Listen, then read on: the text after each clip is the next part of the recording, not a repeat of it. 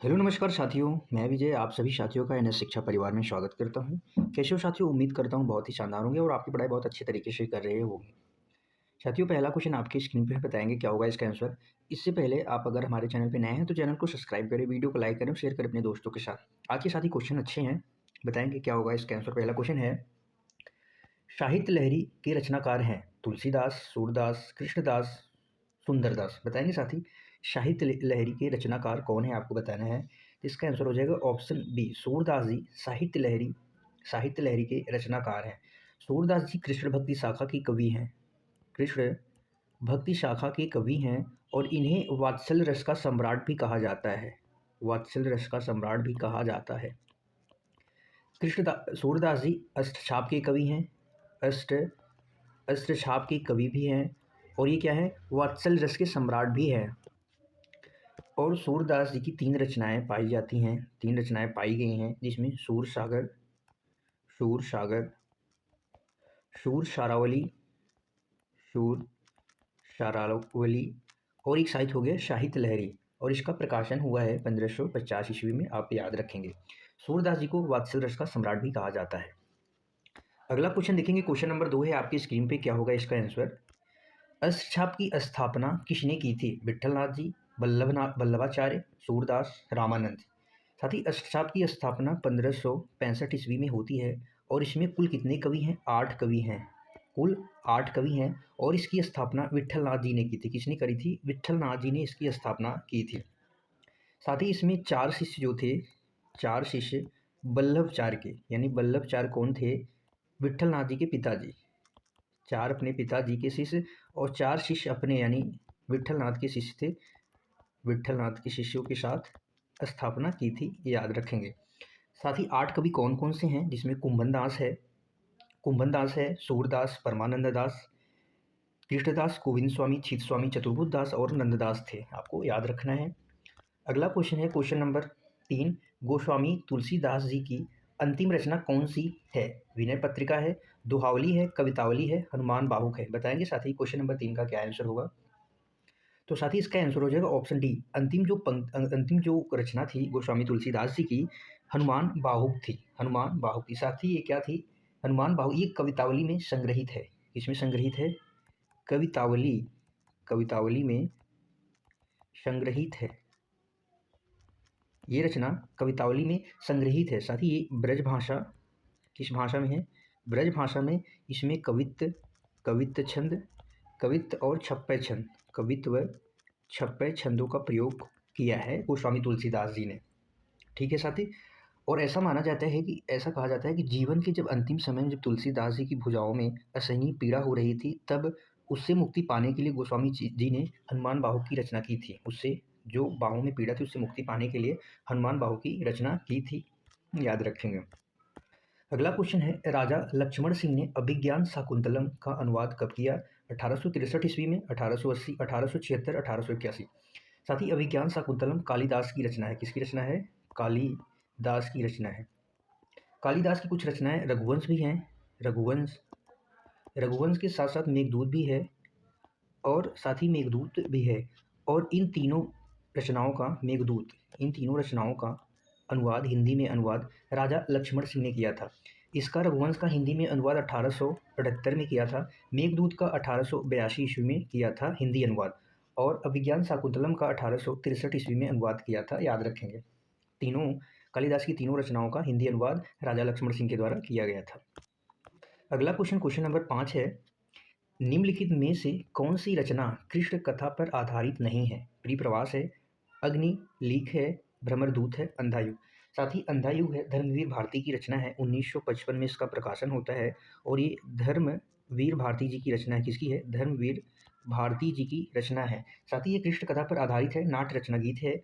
और साथ ही भ्रमरदूत की बात करें तो यह सत्यनारायण कवि रत्न की है। सत्यनारायण कवि रत्न की रचना है, कवि रत्न की रचना है। साथ ही यह भी कृष्ण कथा पे आधारित है। इसका आंसर हो जाएगा ऑप्शन बी, अगली नींद, अगली लीक। साथी यह 1976 में इसका प्रकाशन होता है भरत भूषण अग्रवाल जी के द्वारा। भरत भूषण अग्रवाल जी के द्वारा इसका प्रकाशन होता है। साथ ही यह पुस्तक है, यह जो रचना है प्रभु राम जी की कथा पे आधारित है, राम कथा पर आधारित है, राम कथा पर आधारित रचना है, याद रखेंगे। साथ ही प्रिय प्रवास 1914 ईस्वी में इसका प्रकाशन होता है और हरिओद अयोध्या सिंह उपाध्याय हरिओद के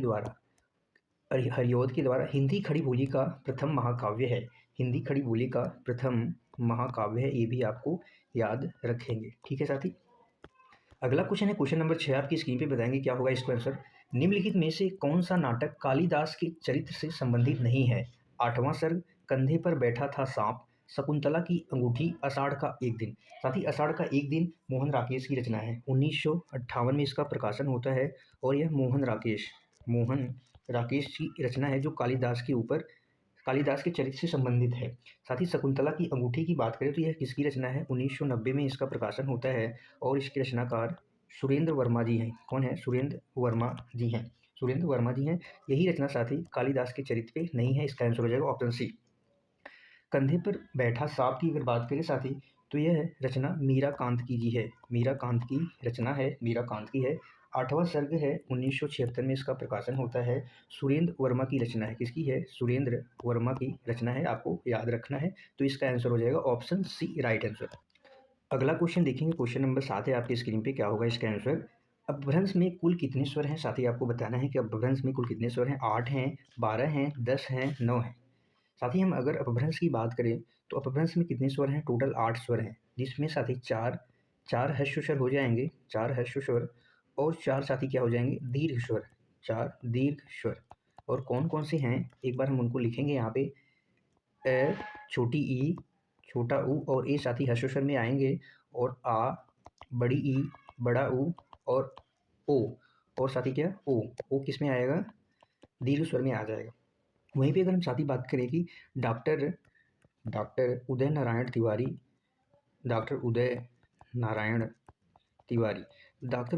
तिवारी जी ने अपभ्रंश में 10 स्वर बताए हैं। अपभ्रंश में स्वरों की संख्या साथी, स्वरों की संख्या कितनी मानी है, 10 बताई है। कितनी बताई है? 10 बताई है, ये भी याद रखेंगे। अगला क्वेश्चन है कि मगही किस हिंदी प्रदेश में बोली जाती है। मगही किस हिंदी प्रदेश में आपको बताना है बोली जाती है। मध्य प्रदेश में, राजस्थान में, छत्तीसगढ़ में, बिहार। सबसे पहले हम बात करें साथी, मगही जो है ये बिहारी हिंदी की बोली है। किसकी बोली है? बिहारी हिंदी की बोली है। बिहारी हिंदी के अंतर्गत 3 बोलियाँ आती हैं, बिहारी हिंदी के अंतर्गत 3 बोलियाँ आती हैं, इसमें भोजपुरी, मगही और मैथिली बोली आती है, जिसमें भोजपुरी, मगही और मैथिली बोली शामिल है।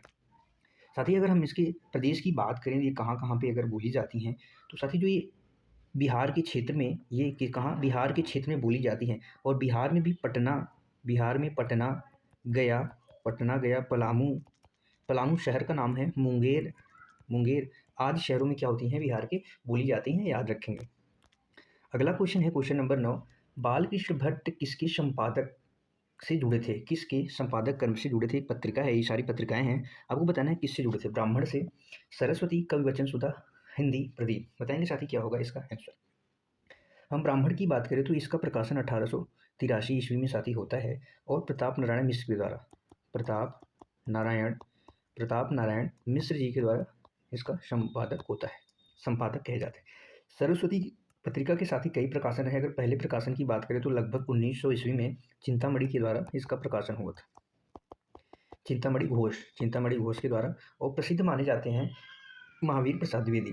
कवि वचन सुधा की साथ ही हम बात करें तो 1868 में इसका प्रकाशन होता है और भारतेंदु हरिश्चंद्र जी के द्वारा, किसके, भारतेंदु हरिश्चंद्र जी के द्वारा। प्रदीप पत्र की बात करें तो 1877 में इसका प्रकाशन होता है और इसके संपादक कौन है, बालकृष्ण भट्ट है। इसका आंसर हो जाएगा ऑप्शन डी, राइट आंसर हो जाएगा क्वेश्चन नंबर 9 का। अगला क्वेश्चन देखेंगे, रचना काल की दृष्टि से प्रेमचंद्र के उपन्यासों का सही अनुक्रम आपको बताना है कि कौन सा रचना की दृष्टि से सीक्वेंस में आपको बताना है। तो साथ ही हम अगर सेवा सदन की बात करें, सेवा सदन रचना की हम बात करें तो 1918 में इसका प्रकाशन होता है। रंगभूमि की बात करें तो सारी रचनाएं प्रेमचंद की हैं, और रंगभूमि की बात करें तो 1925 में इसका प्रकाशन होता है। गबन 1931 में इसका प्रकाशन होता है, गबन 1925 है, 1931 में प्रकाशन होता है। गोदान का 1936 में प्रकाशन होता है। ठीक है, सीक्वेंस में है साथी, तो इसका आंसर हो जाएगा ऑप्शन डी हो जाएगा। साथ ही अगर प्रेमचंद के अधूरे उपन्यास की बात करें तो मंगल सूत्र इनका अधूरा उपन्यास है। इन्होंने जो 1936 ईस्वी में इसका प्रकाशन हुआ था, अधूरा था, और इसको हम अगर पूर्ण की बात करें तो पूर्ण इनके पुत्र थे, इनके पुत्र अमृत राय ने, इनके पुत्र अमृत राय ने इसे पूर्ण किया है और 1948 ईस्वी में इसे क्या किया, पूर्ण किया है, याद रखेंगे 1948 में इसे पूर्ण किया और प्रकाशन किया। अगला क्वेश्चन बताएंगे, क्वेश्चन नंबर 11 है आपके स्क्रीन पर। हिंदी वर्णमाला में मात्रा का अर्थ आपको बताना है कि मात्रा का क्या अर्थ होता है। साथ ही मात्रा वर्ण की मात्राएं होती हैं, वर्ण की उच्चारण में लगने वाला समय, ध्वनि का परिमाण, वर्णों का क्रम। साथ ही अगर हम उत्तर की बात करें इसके, तो जो मात्रा होता है वर्णों के उच्चारण में लगने वाला समय, क्योंकि मात्राएं लघु होती हैं, दीर्घ भी होती हैं, तो वो जो वर्ण में उच्चारण में लगने वाला समय वही बताता है कि मात्रा क्या है, मात्रा का अर्थ वही बताता है जो लगने वाला समय होता है। अगला क्वेश्चन देखेंगे, बिना अवरोध के उच्चरित होने वाले वर्ण, बिना अवरोध के वो क्या कहलाते हैं साथी, वो स्वर कहलाते हैं। क्या कहलाते हैं, स्वर। बिना अवरोध का मतलब बिना कोई रुकावट के, बिना बाधा के या बिना आप रुकावट के कह सकते हैं, या आप ऐसा कह सकते हैं स्वतंत्र अवस्था में उच्चरित होते हैं। स्वतंत्र अवस्था में, स्वतंत्र अवस्था में जो उच्चरित होते हैं वो क्या कहलाते हैं, वो स्वर कहे जाते हैं, वो क्या कहलाते हैं, स्वर कहे जाते हैं। अगला क्वेश्चन है, हिंदी भाषा में वे कौन सी ध्वनियाँ हैं जो स्वतंत्र रूप से बोली या लिखी जाती हैं। वो एक ही ध्वनि है, स्वर है। अभी हमने बात की स्वर, स्वर क्या होता है, इनका उच्चारण क्या होता है, स्वतंत्र होता है, ये स्वतंत्र रूप से बोली या लिखी जाती हैं। अगला क्वेश्चन है क्वेश्चन नंबर 14, शब्द किसे कहते हैं। शब्द ऑप्शन है, एक या एक से अधिक ध्वनियों का समूह होता है, एक या एक से अधिक वर्ण समूहों को, एक या एक से अधिक सार्थक वर्ण समूहों को, ध्वनि की लघुतम इकाई। शब्द किसे कहते हैं साथी, इसका आंसर हो जाएगा ऑप्शन डी। साथ ही एक या एक से अधिक समूह से तो शब्द बनते हैं, लेकिन वो वर्णों का जो है सार्थक सार्थक समूह होना चाहिए। कैसा समूह होना चाहिए, सार्थक समूह रहेगा तभी तभी क्या होता है, वो शब्द का निर्माण होता है, नहीं तो कोई अर्थ नहीं बनेगा। और शब्द का एक मीनिंग होता है, अर्थ होता है। अगला क्वेश्चन है क्वेश्चन नंबर 15 आपकी स्क्रीन पर। निम्नलिखित में से कौन सा शब्द तत्सम है, आपको बताना है कौन सा शब्द तत्सम है। आँख है, अग्र है, आग है, आज है। तत्सम शब्द सारी संस्कृत के शब्द होते हैं। संस्कृत के जो शब्द हैं ज्यों की त्यों, संस्कृत के शब्द ही ज्यों की त्यों तत्सम में प्रयुक्त होते हैं। अगर हम आँख की बात करें तो आँख का तत्सम क्या हो जाएगा, अक्षी हो जाएगा, आँख का अक्षी हो जाएगा। अग्र क्या है साथी, अग्र क्या है, यही तत्सम शब्द है। अग्र क्या है, यही तत्सम शब्द है। आग का अग्नि हो जाएगा तत्सम, आग का अग्नि। आज का साथी अद्य भी हम कहते हैं, आज अद्य हो जाएगा। तो इसका जो आंसर होगा ऑप्शन बी राइट हो जाएगा। अगला क्वेश्चन है क्वेश्चन नंबर 16 आपकी स्क्रीन पे। क्या होगा इसका आंसर, निम्नलिखित शब्दों में योग रूढ़ शब्द कौन सा है। योग रूढ़ शब्द कौन सा है, चक्रपाणी है, पाठशाला है, उपचार है, अभिव्यक्ति है। साथ ही योग रूढ़ शब्द होते हैं दो या दो से अधिक शब्दों के मेल से बने होते हैं, और इनमें क्या होता है कि ये अपने अर्थ को छोड़कर विशेष अर्थ देते हैं, विशेष अन्य अर्थ देते हैं, अर्थ देते हैं, वही क्या होते हैं, योग रूढ़ शब्द होते हैं। शब्द तीन प्रकार के होते हैं, योग रूढ़, यौगिक और रूढ़ शब्द होते हैं। यौगिक शब्द होते हैं जिनके दो टुकड़े हों और दोनों का अपना अलग अलग अर्थ हो, जैसे पाठशाला। पाठशाला कैसा शब्द है, यहाँ पे यौगिक शब्द है। कैसा शब्द है, यौगिक शब्द है। आप इनको तोड़ेंगे तो पाठ धन शाला, पाठ का मतलब साथी होता है पढ़ने का, और शाला का मतलब एक स्थान से है। पाठशाला ने दोनों शब्दों का अपना अलग अलग अर्थ है, यहाँ पे तीसरा अन्य कोई अर्थ नहीं होगा। तो ये क्या हो जाएगा, यौगिक शब्द। चक्रपाणी यानी चक्र को धारण किए हुए, यानी विष्णु जी को हम चक्रपाणी कहते हैं, जो चक्र को धारण किए होते हैं। तो इसका आंसर हो जाएगा ऑप्शन ए, यानी विशेष जहाँ अन्य अर्थ मिले वहाँ पे क्या होता है, योग रूढ़ शब्द होता है। और जहाँ दो शब्द अलग अलग जुड़े हैं और लेकिन दोनों शब्द को अगर अलग किया जाए तो उनके अपने अपने अर्थ हों, लेकिन अन्य अर्थ ना हो। और रूढ़ शब्द जो होते हैं साथी, रूढ़ शब्द जैसे नाक, कान, जिनके टुकड़े ना हो, ऐसा समझते हैं। नाम हो गया, कान हो गया, कान, आँख, ये सब क्या है, रूढ़ शब्द है जिनको और टुकड़े न किया जा सके। ठीक है साथी, आज के लिए बस इतना ही साथी। बताएंगे आप सभी साथियों को क्लास कैसी लगी। क्लास को अंत तक देखने के लिए आप सभी साथियों का तहे दिल से धन्यवाद है। रहिए, क्लास को लाइक शेयर जरूर करें। खुश रहिए, मस्त रहिए। मिलते हैं कल की अगली शानदार जानदार क्लास में। तब तक के लिए bye bye, thank you so much. जय हिंद साथियों।